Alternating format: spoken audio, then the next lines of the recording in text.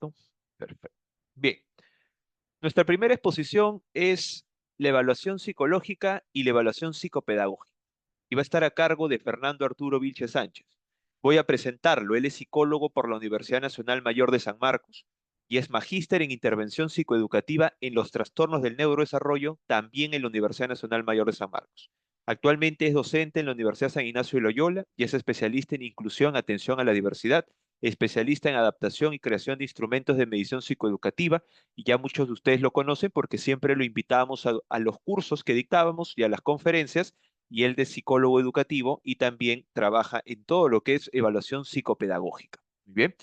Profesor Fernando, ¿cómo está? ¿Me escucha? Hola David, ¿qué tal? Buenas noches. ¿Sí se me escucha bien?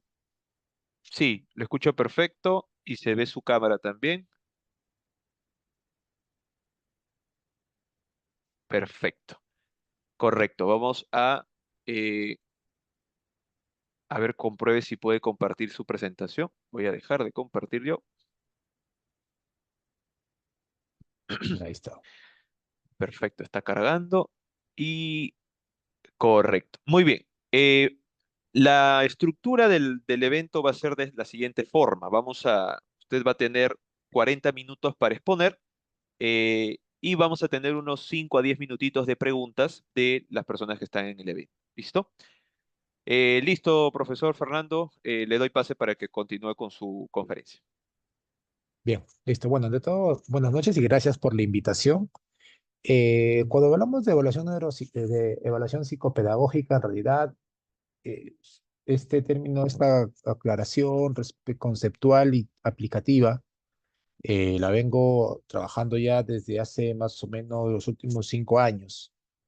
Eliminando los mitos, ¿no? Respecto a ello. ¿Quién la hace? ¿Quién no la hace? ¿Dónde se hace? ¿Para qué? ¿Por qué se hace? Etcétera. Entonces, primero, le voy dando un spoiler, en el sentido de que la evaluación psicopedagógica no es exclusiva del psicólogo, ¿sí?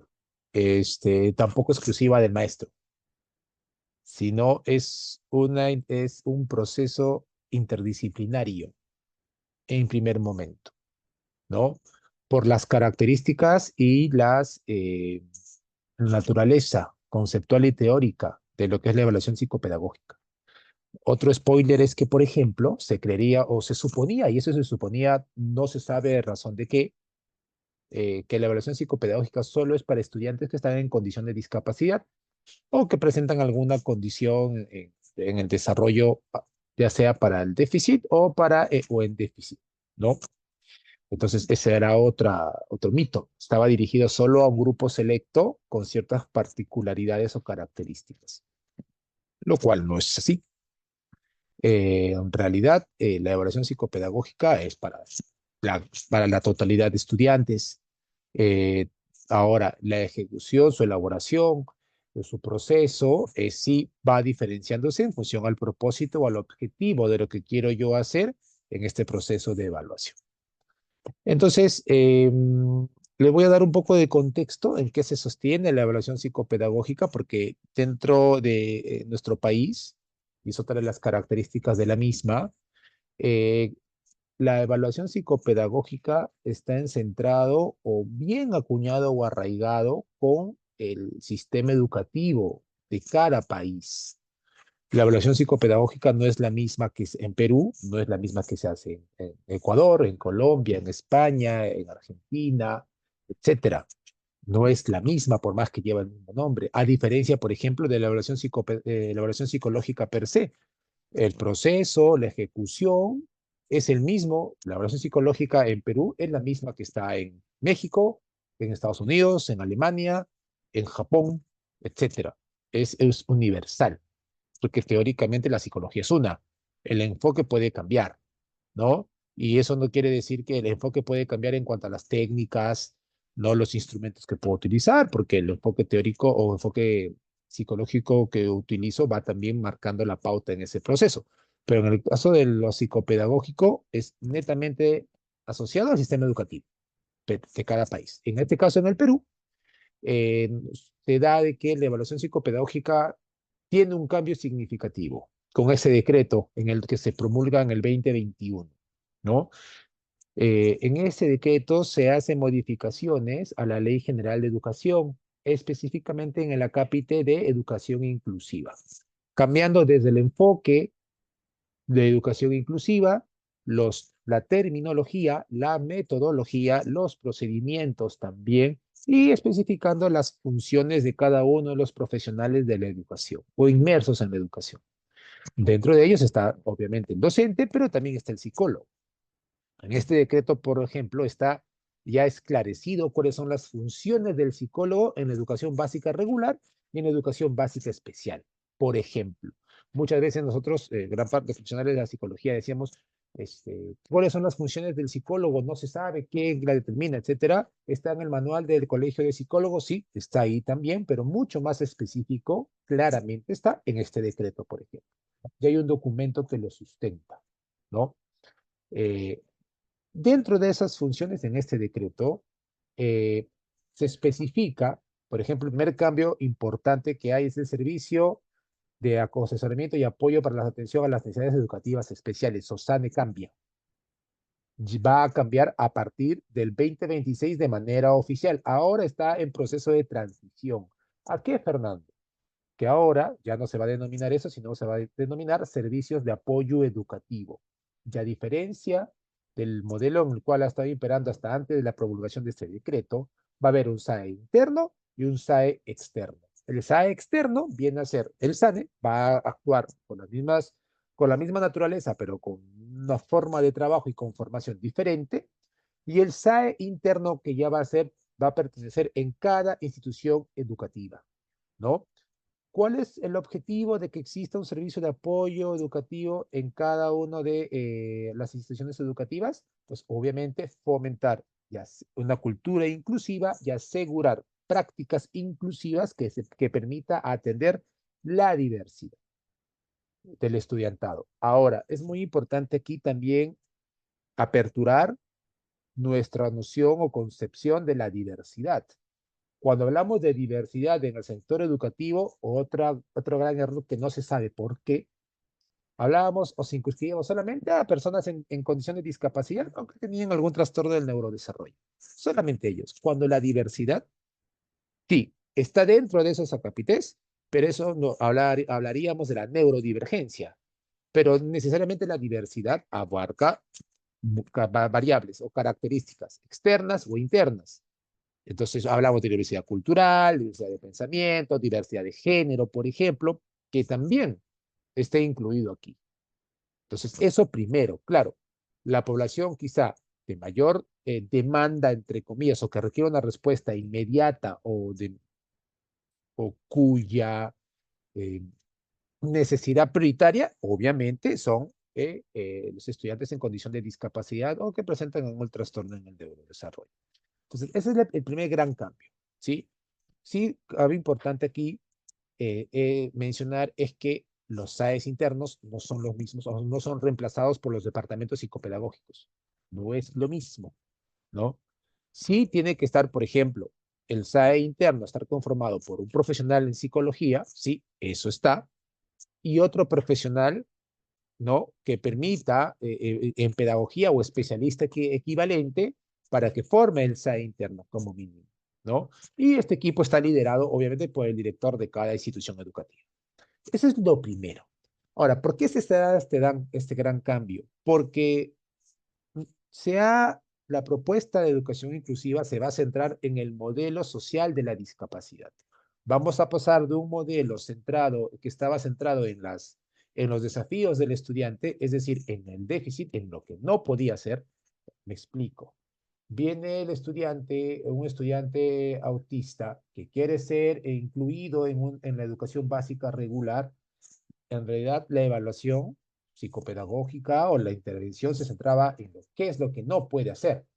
¿Qué no puede hacer? No sabe sumar, no sabe restar, no sabe dividir, no se expresa oralmente, tiene un lenguaje no verbal, en fin. Entonces, no socializa, etcétera, en lo que no puede hacer. Entonces, es el paradigma médico, ¿no? Patológico.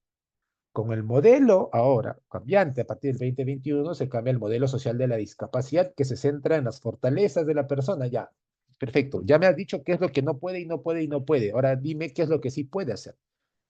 ¿no? Porque a partir de esas fortalezas yo voy a poder implementar los apoyos, porque no voy a implementar apoyos en función al déficit, porque en el colegio no la puedo hacer terapia, ¿no? Voy a tener que implementar los apoyos en función a las fortalezas, teniendo claro que los objetivos tienen que ser plausibles y tangibles de lograr dentro del contexto escolar, ¿no?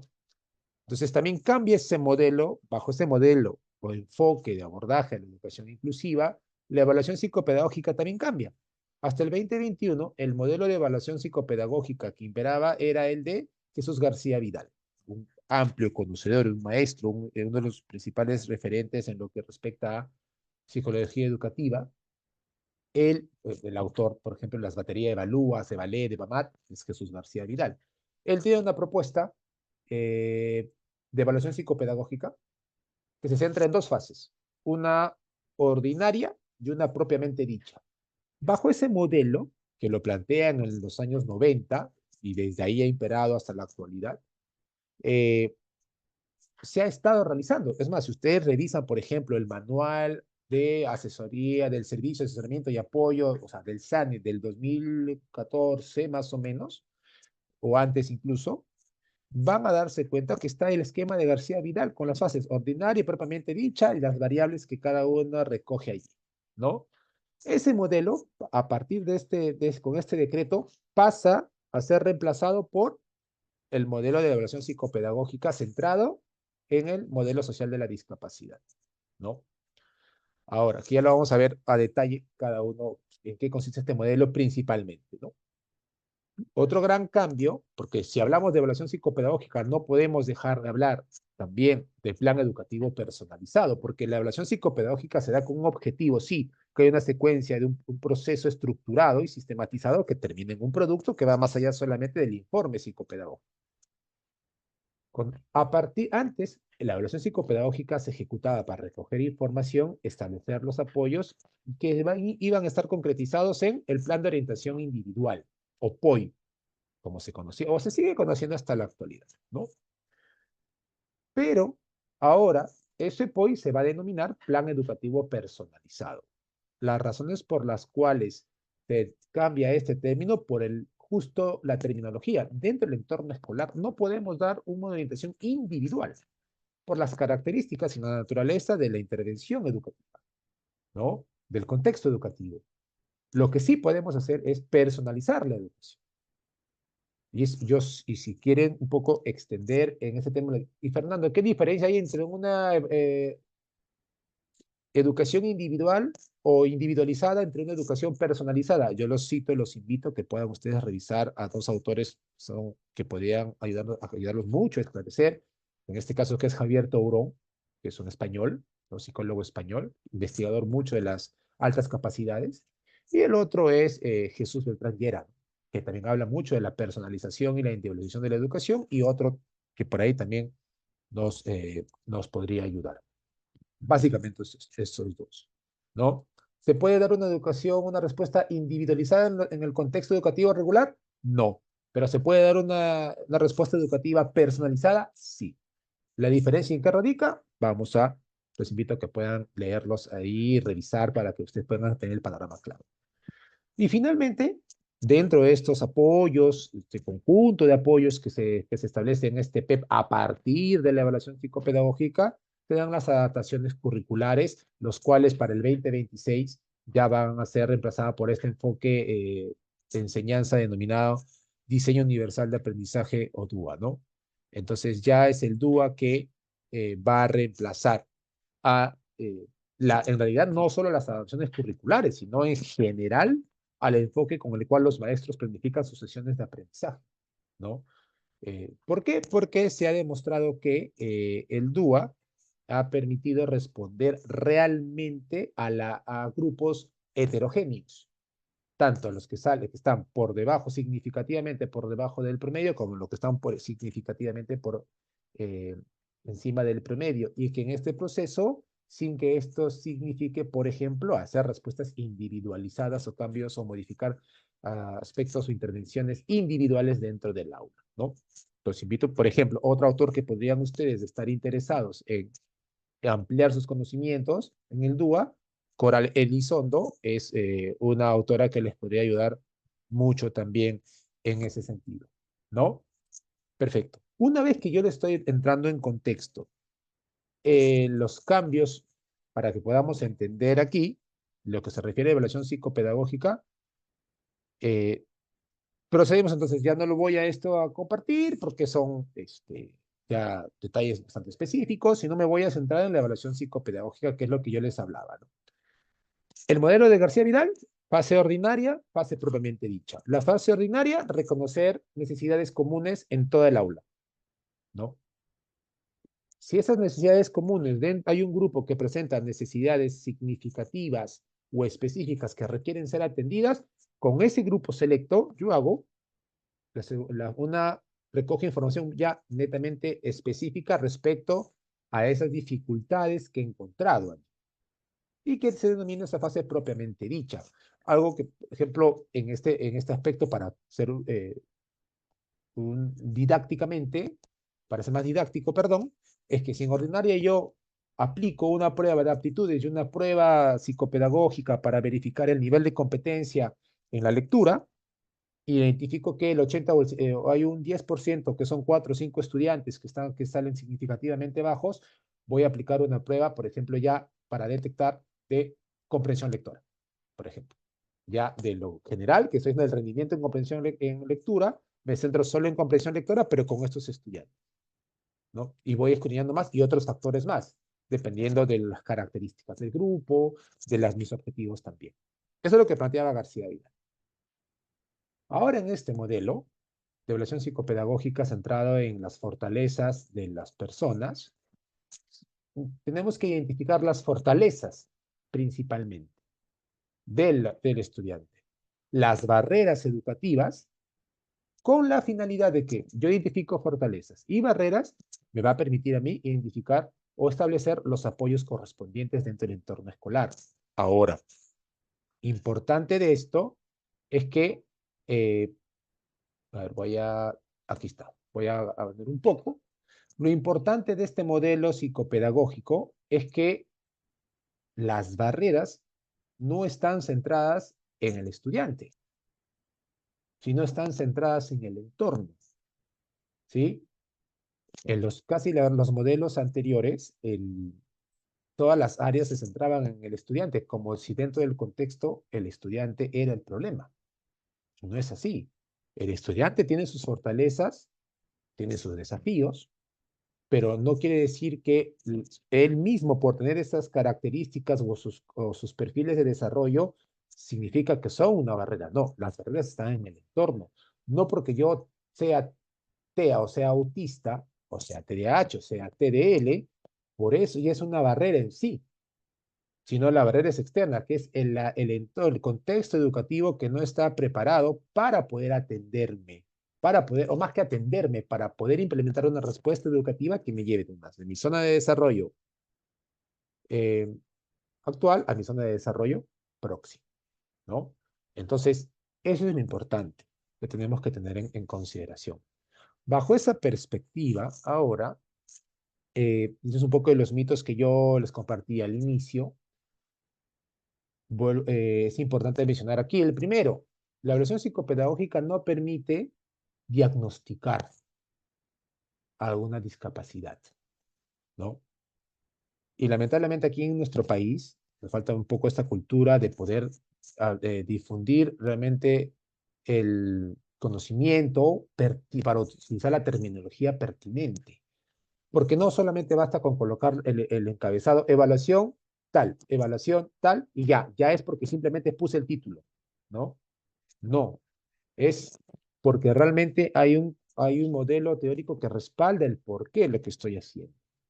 Ya lo decía Rocío Fernández Ballesteros, el informe de evaluación es equivalente a un paper científico, porque es producto de un análisis de resultados, de un recojo de resultados, de un análisis de resultados que previamente se han planificado, sistemáticamente se ha hecho un conjunto de pasos, se han elaborado hipótesis que al final se contrastan o se rebaten. Y ese informe tiene carácter científico y por lo tanto responden a un modelo teórico. Entonces, bajo esta mirada, el modelo de evaluación psicopedagógica no permite diagnosticar. No es. No es para diagnosticar ningún tipo de discapacidad. Pero Fernando, en el SANE lo hacen, yo he visto, ponen ahí discapacidad intelectual para diagnosticar. Bueno, conceptualmente y teóricamente no es objetivo y tampoco el Ministerio de Educación lo propone así. ¿Ok? Segundo, solo es para estudiantes con necesidades educativas especiales, tampoco. Para todos los estudiantes. ¿Es exclusiva de la competencia del docente? Tampoco. Ni la del docente ni la del psicólogo. ¿Sí? Es una intervención interdisciplinaria. ¿Solo se aplica en instituciones educativas especiales? Tampoco. O sea, pueden aplicar en instituciones de educación básica especial, como también educación básica regular o educación básica alternativa también. Lo importante es que se aplique en educación básica. Y no implica el uso de instrumentos de evaluación válidos y confiables estadísticamente. Ahí yo pondría un asterisco. Sí tendría que intervenir y significar ello. ¿Por qué? Si nosotros revisamos, por ejemplo, el documento oficial que publicó el Ministerio de Educación denominado Orientaciones para la Evaluación e Informe Psicopedagógico, que se publicó en el 2021, justo en pandemia, presentan esta propuesta, este nuevo modelo, con instrumentos que pueden servir para recoger las fortalezas, ¿no? Las barreras, etcétera. Pero todos son listas de chequeo, listas de cotejo. Sí, no, sí, no. ¿Cuáles van a ayudar? Que ayudan a estructurar la información, pero que en realidad esa información no es suficiente para poder implementar apoyos específicos y eficaces para los estudiantes. Particularmente, yo ejecuto, por ejemplo, el modelo, la propuesta del Ministerio de Educación y la complemento con informes o instrumentos ya directamente ya validados y confiables estadísticamente hablando, ¿no? Ahora, Fernando, pero han dicho que no se puede aplicar test en los colegios. No nos han dicho. Ese es otro aspecto. Si nosotros revisamos la normativa, revisamos todo documento, la Constitución, etcétera, en ningún documento dice el psicólogo no puede aplicar test, etcétera, etcétera, etcétera. No dice, no lo dice. Por eso les decía, a veces las suposiciones se vuelven ya, se estandarizan en toda la comunidad, lo cual yo no quiero decir que ahora nos comencemos a aplicar. Ahora, por último, muchos psicólogos que trabajan en colegios aplican test, ¿no? Ahora, yo sí, en estos casos, tengo mi postura. Yo no voy a aplicar test por aplicar. Si yo voy a aplicar, tengo que aplicar con ciertas características si es que voy a trabajar en el contexto educativo, ¿no? Por ejemplo, en este caso particular, la evaluación psicopedagógica, muchos chicos ya tienen informes anteriores y actuales. Yo tomo ahí la información de esos informes y yo ya no aplico otros test. ¿Para qué aplicarlos si ya tengo el informe? Tomo esos resultados de esos instrumentos que a mí me sirven y me consideran, ¿no? Y considero importantes para poder implementar los apoyos y los consigno en el informe psicopedagógico. No hay inconveniente, porque particularmente yo sí considero que no solamente se debe de recoger información sobre las fortalezas, sino también sobre los desafíos, porque así tengo un panorama real de lo que necesita ese estudio. ¿Ok? Ahora, este proceso y otro gran error que cometemos aquí dentro de nuestro país es que creemos que evaluación psicopedagógica ya, ¿utilizo baterías psicopedagógicas o utilizo baterías o test asociados al aprendizaje? Y ya, eso lo hace psicopedagogo. No, tampoco. Pero le he aplicado Fernando, el EVAMAT, el EVALEC, el EVALúa, lo he aplicado yo, esas tres ahí, todo eso, y le he complementado con una Wechsler, con una PROLEC y con un PROESC. Lo he complementado. Psicopedagógico, Fernando, porque tiene que ver con el colegio. Son procesos, ni siquiera son procesos, son recursos o herramientas para el aprendizaje. No es psicopedagógico. O sea, no solamente eso basta, y menos si lo haces externamente. ¿Ok? Entonces tampoco por usar baterías psicopedagógicas ya lo hace psicopedagógico el informe. Recuerden que el informe no lo hace el test, ¿sí? O ningún instrumento. Es el profesional, es el enfoque con el cual hace la evaluación el profesional.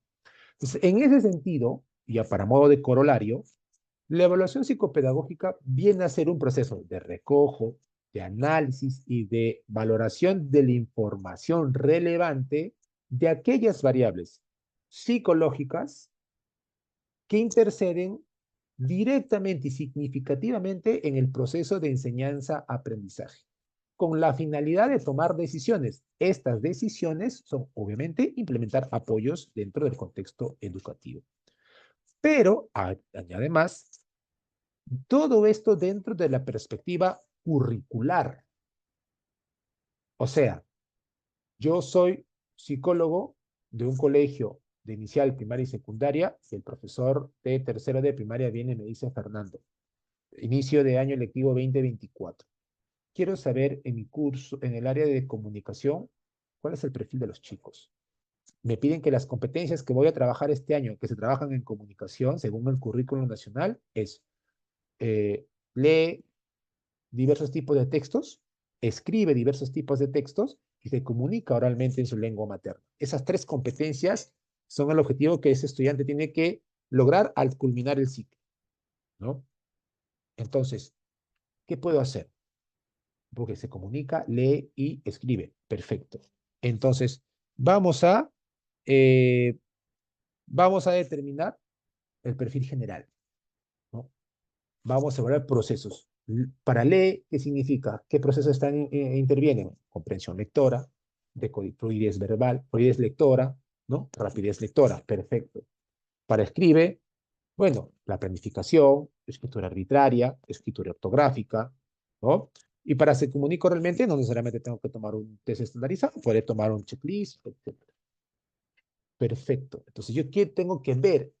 Ello. Ejecuto mi evaluación, pero estoy centrado en la perspectiva curricular. No es para poder establecer un diagnóstico si los chicos tienen dislexia o disgrafía o dificultades específicas para la lectura o el aprendizaje de la lectura o aprendizaje de la expresión escrita. No es con eso, es para la perspectiva curricular.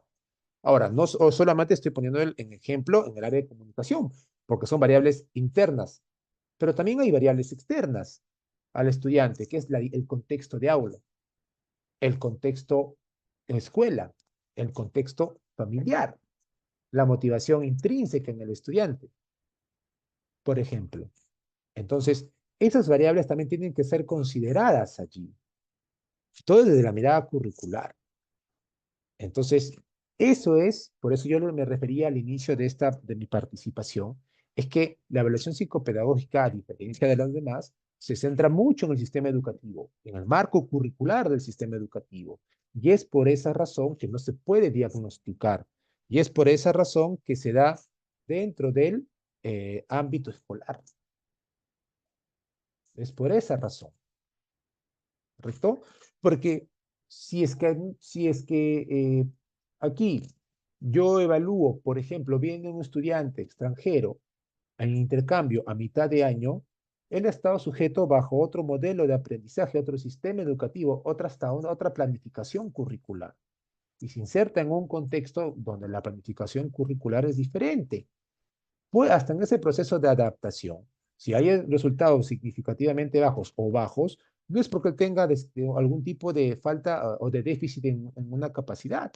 Es un proceso de adaptación porque de repente bajo la planificación curricular, él no está expuesto a estas oportunidades de aprendizaje, por lo cual no tiene los recursos todavía para poder responder. A eso me refiero con la evaluación psicopedagógica. Y bajo esa definición, la evaluación psicopedagógica no puede hacerse en entornos externos a la escuela. No puede, porque lo vuelvo a repetir, dada la dinámica y naturaleza de una evaluación psicológica. Externamente, el clínico o el profesional externo se requieren 5 o 6 sesiones para una evaluación, ¿no? Perfecto. El profesional conoce al estudiante, al niño o a la niña, al adolescente en esas 5 sesiones. Nada más. Entonces, en esas 5 sesiones, yo podré determinar si la competencia curricular de esa persona. Número uno, si es que yo no conozco el marco curricular. Y si lo conozco, número, no lo domino. Número dos, la información va a ser realmente poco generalizable. Y tercero, el docente lo tiene, tiene, a ver, 6 horas diarias a ese niño. Quien puede determinar quién aprendió y quién no aprendió es el propio docente. Entonces, la evaluación psicopedagógica solo se da en contextos educativos, dentro de la escuela. Y si ustedes quieren verificar si no les estoy mintiendo, lean el decreto supremo que yo justo les compartí. Ahí está, funciones del psicólogo, participar en la evaluación psicopedagógica de los estudiantes. Entonces, se da netamente dentro del contexto educativo.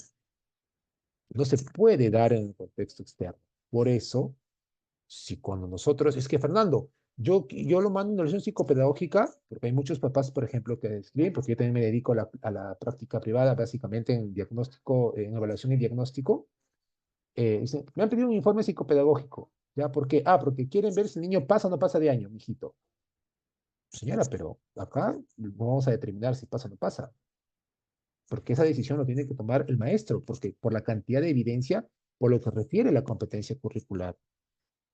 Eso lo tiene que hacer el colegio. Si la evaluación psicopedagógica lo hace el colegio. Pero Fernando, no puedo aplicar test. No son necesarios los test. Vuelvo a repetir. No son necesarios tener test estandarizados. Es la evidencia que el maestro refiere. Pues es muy importante aprender a sistematizar información. ¿Y para qué? Porque esa información después se convierte en evidencia fiable y confiable, ¿no? Eso es muy importante. Porque bajo esa mirada, nosotros vamos a poder definir, por ejemplo, tomar decisiones como a qué tipo de programa va a asistir, educación básica regular, educación básica especial, qué tipo de programa de reforzamiento necesita, si requiere recuperación o requiere ser que permanezca en el grado escolar actual, ¿no? O si va a ser promovido, por ejemplo. En algunos casos puede servir eso, ¿no? Entonces, aquí yo les estoy compartiendo un modelo de los modelos de evaluación. Este es el de García Vidal, como ustedes pueden ver, ¿no? La estructura, básicamente, él propone recoger información, esto básicamente en su fase propiamente dicha. La historia previa, la evaluación psicobiológica, la historia escolar, la situación actual del estudiante, para definir su competencia curricular, el estilo de aprendizaje. Si bien es cierto, ya con el avance de las neurociencias se ha determinado que no existe evidencia suficiente para poder determinar la existencia de los estilos de aprendizaje, pero ahí está colocado porque obviamente en la propuesta es de 1992, se entiende que justo fue ese el boom de los estilos de aprendizaje. El estado psicobiológico actual, que se refiere netamente a ahí la medición de variables como inteligencia, lenguaje, aspectos emocionales, etcétera, ¿no? Variables relevantes del contexto actual, al sociofamiliar y al contexto escuela, ¿no? Luego viene el modelo de evaluación de Galvez Manzano, que para mí es el mayor referente que yo he usado en combinación con el modelo, o he potenciado el modelo del ministerio, porque Galvez sí tiene una visión menos, ¿cómo decirlo? Eh, Menos clínica que lo que propone García Vidal, ¿no? Galvez un poco mucho más contextual en ese sentido al momento de planificar su modelo. Incluso a él lo denomina como su modelo sociopedagógico, ¿no? Su modelo sociopedagógico. En ese sentido hay datos de desarrollo evolutivo, importante considerarlo, datos de la historia familiar, de la historia escolar, identificar las variables de interacción dentro del colegio y dentro del aula, que también, y dentro de la escuela, y luego hay características o condiciones personales, y aquí vienen la evaluación de aspectos psicopedagógicos que pueden ser lectura, escritura, cálculo, inteligencia, y otras variables más que consideramos importantes recoger. Se mantienen estilos de aprendizaje también, y sus niveles de competencia curricular, ¿no? Que es importante que se mantiene todavía. Y luego viene el modelo propuesto por el Ministerio de Educación, que en este caso pasamos de este modelo anterior propuesto por García Vidal, y pasamos a este modelo, que se centra en recoger fortalezas, barreras para el aprendizaje que existen en el entorno y con la finalidad de establecer los apoyos correspondientes. Dentro de esas fortalezas, por ejemplo, que están centradas en el estudiante, es recoger el perfil centrado en conocer las motivaciones e intereses de los estudiantes. conocer cómo ellos acceden y comprenden la información, cómo ellos utilizan, qué modos de expresión utilizan, cómo ejecutan las actividades de la vida diaria y cómo interactúan con su entorno, por ejemplo. Todo dentro de la perspectiva de qué es lo que pueden hacer en función a estas 5 dimensiones o estos cinco aspectos, ¿no?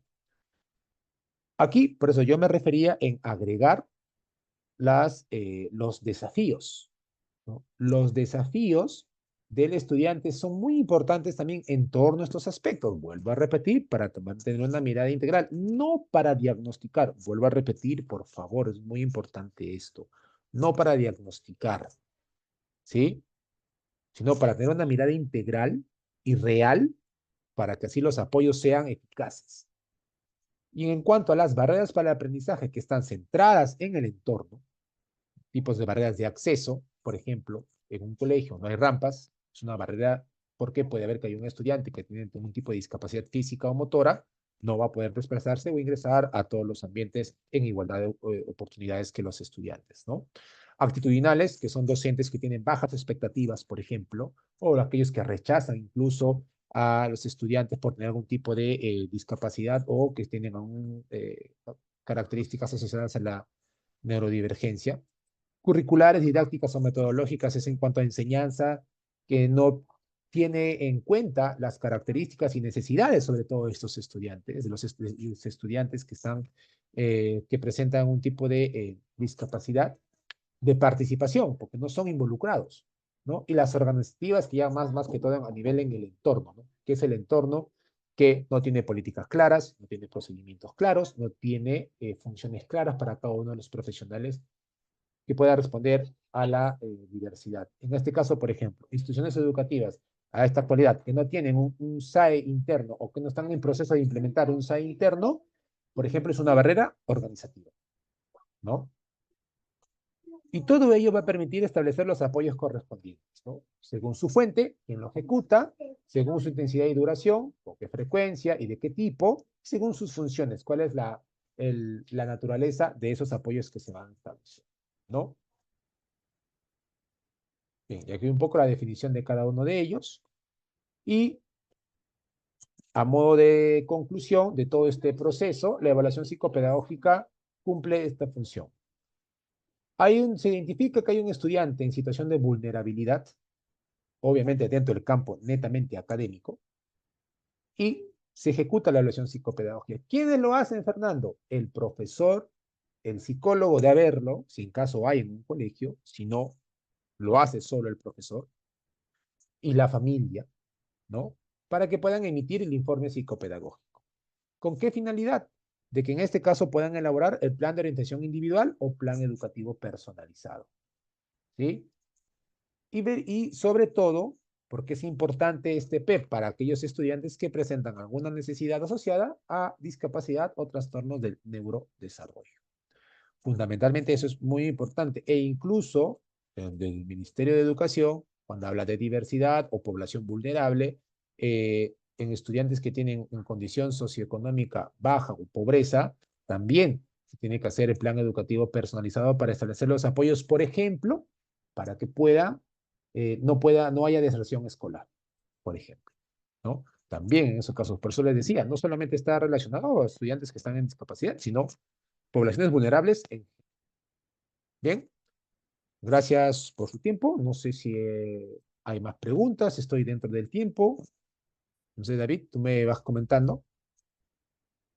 Gracias, profesor Fernando. Sí, si alguien tiene alguna pregunta, alguna duda, puede dejarla a través del chat o si desean prender su micrófono, nos escriben también ahí por el chat indicándonos, por favor, que quieren prender su micrófono para darles pase.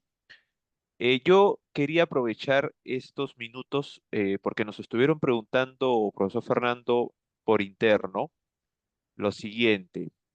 Bueno, les cuento a las personas que están aquí en el evento que con el profesor Fernando estamos preparando un curso para septiembre y ya lo hemos lanzado así, o sea, estamos preparándolo y yo quería preguntarle, profesor Fernando, el curso.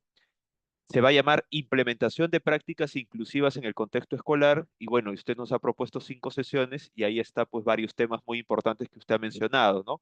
El diagnóstico psicopedagógico, el plan educativo personalizado, el PEP, apoyos educativos centrados en el estudiante. Yo quería preguntarle, eh, este, este curso, ¿quiénes pueden participar? ¿Psicólogos educativos, psicopedagogos?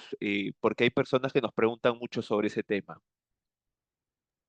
Ok, bien. En el caso de el curso, está dirigido a todos los profesionales que trabajan en el sector educativo, específicamente que tienen estudiantes en proceso de inclusión, ¿no? Maestros, psicólogos, especialistas de repente de otras áreas que trabajan dentro de los equipos de atención a la diversidad, o sea, internos, ¿no? Como biólogos, terapeutas de lenguaje, de aprendizaje, ¿no? Etcétera.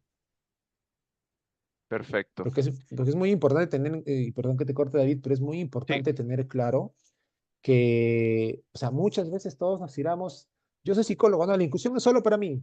Yo soy docente, no, la inclusión solo es para mí. Y en realidad, ese es el gran error que no nos permite avanzar. El objetivo es, cuando hablamos de inclusión, es tender puentes entre la psicología educativa y la educación. Tenemos que tender puentes, aprender a trabajar con conjunto. No, pero los profesores no quieren trabajar, no es que no quieran, es que todo cambio, y eso es el tema de la cultura inclusiva también, es cambiar paradigmas.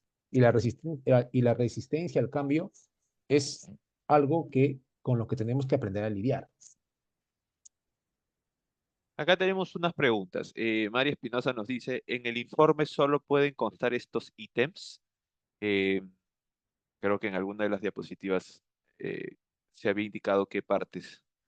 A ver, sí, hay un modelo, hay una estructura que propone el Ministerio de Educación, ¿sí? Que está, a ver, ¿qué es esta de aquí? Que tiene que constar, a ver, les voy a dar en la estructura, la de memoria.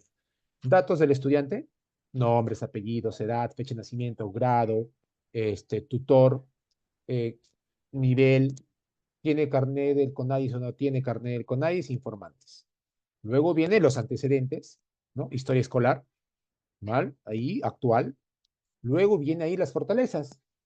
Luego viene, allí es ahí donde yo agrego, por eso yo sí pido agregar los desafíos. Y en el caso de las fortalezas, particularmente yo consigno toda la información que está allí en ese proceso, pero la complemento también con información adicional. Por ejemplo, hay una de las fortalezas es motivaciones e intereses, por ejemplo. ¿Qué lo motiva? ¿No? Hago mi observación y comienzo a redactar, a describir cuál es el tipo, qué intereses, si hay más reforzadores tangibles o reforzadores sociales, cuáles aumentan la probabilidad o mejoran su predisposición para trabajar, por ejemplo. En el caso desde su acceso y comprensión de la información, habilidades cognitivas, ¿no? Son habilidades cognitivas, memoria de trabajo, atención, ¿no? Velocidad de procesamiento, o voy consignando ahí también, que puedo complementarlo yo adicionalmente con lo que me menciona el profesor, pero también yo lo consolido con, de repente, si cuento con un informe reciente, o si en la medida de lo posible yo puedo consignar algún tipo de información asociado a esa fortaleza. Y también así en cuanto a los desafíos, ¿no? Básicamente. Pero tengo que cumplir, tiene que constar en esta información. Entonces va a fortalezas, luego vienen ya las barreras, luego vienen en función, ahora, en el informe lo que yo hago es que yo no puedo consignar apoyos porque hasta ese momento yo es como que he hecho el análisis, ya hice este perfil, yo no puedo plantear los apoyos inmediatamente, sino tengo que analizarlos todavía. Yo lo que hago es las barreras, hago mis conclusiones y punto. Los apoyos los consigno en el PEP y los detallo en el PEP. Podré colocar como recomendaciones apoyos educativos, apoyos para la comunicación, apoyos de repente adaptaciones curriculares, consigno, pero no lo detallo. Lo detallo en el PEP de manera específica. Correcto, gracias, profesor Alejandro. Profesor Fernando, acá tenemos una pregunta de Carlos Rojas. Dice, en caso de detectar un caso de un alumno con TEA con nivel de apoyo 2 en tercero de secundaria, bueno, de manera general, ¿no? Porque es una pregunta bastante compleja. ¿Qué procedimientos deberíamos iniciar con él en el marco del apoyo inclusivo del colegio al estudiante? ¿Qué deberíamos trabajar con los docentes, con la familia? Ya. Número uno, tendría que hacerse la evaluación psicopedagógica, ¿no? Este proceso. No se puede implementar apoyo educativo sin haber hecho toda la evaluación psicopedagógica, porque después todo está en supuestos. Yo creo que debería hacerse así. Nos tiene que ser un proceso estructurado. Tengo que identificar su evaluación psicopedagógica, tener su informe psicopedagógico, porque a partir de eso me va a permitir establecer su plan educativo personalizado con todos los apoyos correspondientes, que pueden ser desde hablar con el docente, desde hablar con la familia, desde hacer la intervención en el aula, implementar prácticas inclusivas. Si necesita adaptaciones curriculares, ¿qué tipo de adaptaciones? De acceso, pedagógicas, por ejemplo. Si está en tercero de secundaria, entiendo, ahorita estoy suponiendo que no hay discapacidad intelectual, por ejemplo, que intelectualmente es funcional.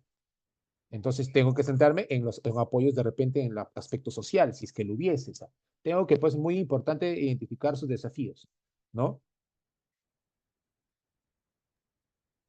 Aquí tenemos una última pregunta para no pasarnos del tiempo.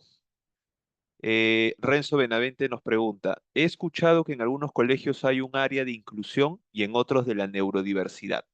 ¿Cuál es el término que se tendría que usar en un contexto educativo? Muy buena pregunta. El Ministerio de Educación ha propuesto en su última resolución viceministerial, que es la 041, se ha promulgado ahora en mayo, pone, ¿no? Estudiantes con características transitorias y estudiantes con características permanentes, ¿no? Dentro de las permanentes están la discapacidad física, sensorial y el autismo, por ejemplo. Y en las transitorias están dificultades emocionales, el TDAH, por ejemplo. Pero ahí si nos vamos, el tema netamente del diagnóstico. El TDAH sabemos que es un trastorno del neurodesarrollo y eso no es transitorio, ese es permanente. Ese estudiante necesita intervención permanente, no lo sabemos. Después otros era la cápita entre inclusión, estudiantes de inclusión y estudiantes de atención a la diversidad. Pero es un contrasentido porque cuando hablamos de inclusión está dentro de la diversidad, entonces yo no lo puedo tocar como diferentes. ¿Cómo podemos utilizarlo teniendo el marco inclusivo? Particularmente mi propuesta es estudiantes que requieren una respuesta educativa general, estudiantes que requieren una respuesta educativa específica, que no se centra en el diagnóstico, que no se centra en la etiqueta. Justo en un último congreso estaba el doctor Daniel Valdés, ¿no? Y Víctor Acosta. Ellos decían lo mismo, la etiqueta es importante. Se tiene que poner la etiqueta. Eso no hay ninguna duda, sobre todo dentro del contexto escolar, se tiene que conocer, no que el colegio diagnostique, pero sí tener la etiqueta. Pero eso no basta.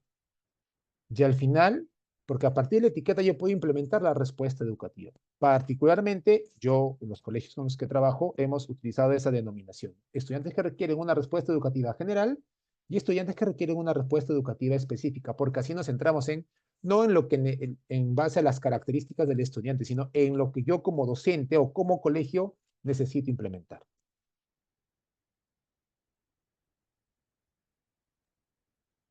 Muy bien. Bueno, vamos a dar por terminada entonces esta primera parte. Queremos agradecer al profesor Fernando Vilches una vez más por esta conferencia que ha ayudado a aclarar el panorama de esta diferencia, ¿no? Por lo que estábamos hablando al inicio.